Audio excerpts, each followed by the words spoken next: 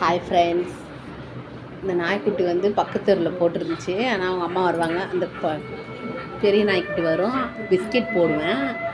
அதனால் அங்கே என்ன ஆச்சு தெரில, இந்த மழைக்கு எதுக்கும் குட்டியோட எல்லா குட்டியும் சேர்த்துக்கிட்டு இங்கே வந்துட்டாங்க. ஃபேமிலியாக 8 குட்டி கூப்பிட்டு வந்துருக்குது பாருங்க. பால் ஊற்றி வச்சேன், குடிக்காத இருந்தாங்க. அவங்க அம்மா குடித்தது 8 குட்டி கூப்பிட்டு வந்துருக்காங்க.